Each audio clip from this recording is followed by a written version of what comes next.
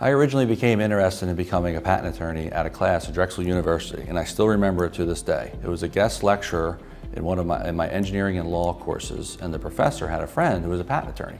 And he came in, and he was a very charismatic person, great speaker, and talked about the ability for engineering students to go on and be patent attorneys. And he had a really cool story about Johnny Carson's air conditioning system.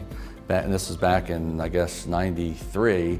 And so after having heard that lecture, I immediately started investigating what it would take to become a patent attorney. From a technical perspective, my practice focuses on wireless communications, big data, medical devices and systems, primarily in the areas of corrective eye surgery, robotics, and health monitoring.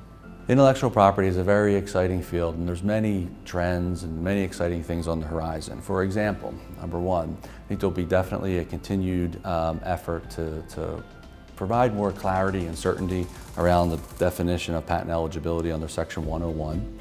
Number two, there's also going to be additional refinement, efforts towards refinement on the functioning of the PTAB and also the IPR process and generally. And part of all of that, I had the good fortune of being involved in some of the testimony that occurred at Capitol Hill, which was very exciting. Number three, another interesting one that's getting more visibility now, but something that's been on our radar for a few years, is the whole issue of RCE filings, requests for continued examinations, in U.S. national phase applications filed from PCT cases.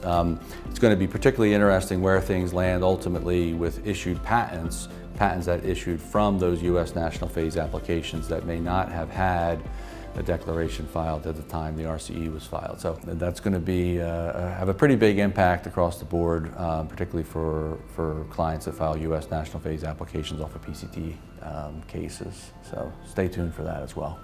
I often get the question of why hire us? John, why should we hire Volpe Koenig? And I always answer it the same way. It's our technical experience, it's our legal skills, it's our customer service and our cost sensitivity. It's our ability to manage large portfolios and communicate. And most of all, it's a simple premise of making your life easier.